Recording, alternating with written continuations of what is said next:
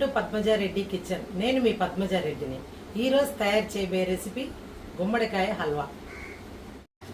గుమ్మడికాయని ఇలా కట్ చేసుకొని లోపల ఈ మెత్తగా ఉంటుందండి విత్తనాలు ఇవన్నీ ఈ మెత్తగా ఉన్నంత వరకు తీసేసుకోవాలండి. ఇలా గట్టిగా రావాలా.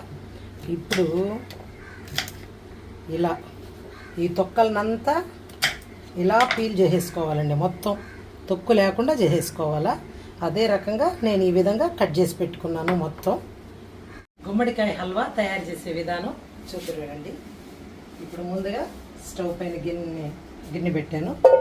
అందులో ఇది 1/2 kg వెయిట్ వచ్చేటట్టు అండి కట్ చేసి పెట్టుకున్నాను నేను గుమ్మడికాయ ముక్కల్ని. ఇందులో 1/2 గ్లాసు నీళ్లు పోసి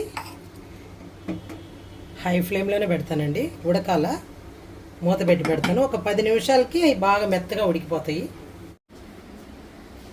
ఉడికిందో లేదో చూద్దామండి. ముక్కలు బాగా మెత్తబడ్డాయండి. ఇప్పుడు ఇందులో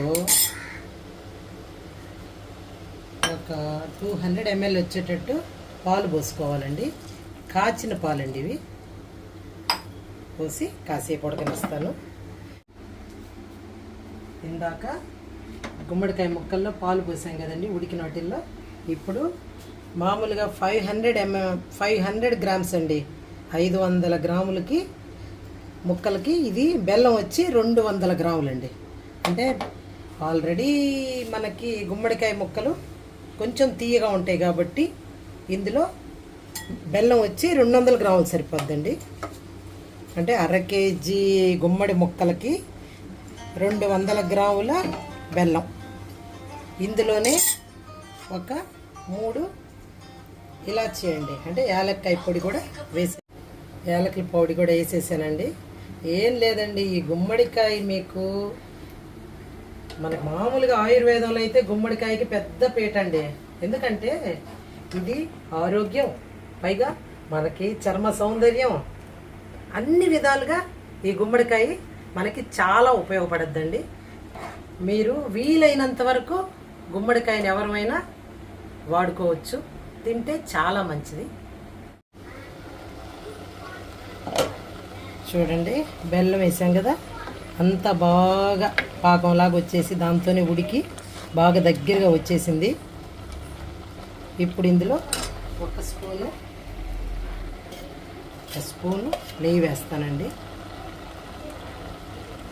ఈ నెయ్యి వేసామంటే హల్వాకి మంచి స్మెల్, చాలా టేస్టీగా ఉంటుంది. హల్వా బాగా దగ్గరగా ఉడికిపోయిందండి. ఇప్పుడు దీన్ని స్టవ్ పై నుంచి దించేస్తాను. తర్వాత దీంతో మనము జీడిపప్పు, ఎండు ద్రాక్ష నెయ్యిలో వేయిస్తాను. స్టవ్ పైన పాన్ పెట్టి 1 స్పూన్ నెయ్యి వేసుకున్నానండి. నెయ్యి బాగా కరిగి వేడైన తర్వాత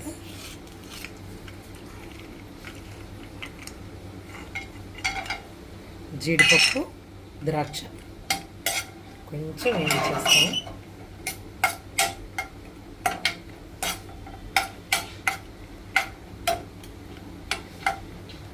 బాగా వేగాయి. ఇప్పుడు ఇవన్నీ తీసి గిన్నెలో పక్కన పెట్టుకుంటాను. హల్వా మొత్తం ఈ బౌల్లోకి తీసేసుకున్నానండి. ఇప్పుడు మనం ఇందాక ఎన్ని జీడిపప్పు, ద్రాక్ష అన్నీ వేయించుకున్నాం కదా, ఆ మిగిలిన నెయ్యిని కూడా ఇందులోనే వేసేసుకుంటాను. నెయ్యి అంత వేసుకున్న టేస్టే కదండి. ఇప్పుడు ఈ మనం డ్రై ఫ్రూట్స్ వేయించి పెట్టుకున్నాం కదా, ఇవి కూడా ఇలా బౌల్లో వేసి మొత్తం కలిపేస్తాను.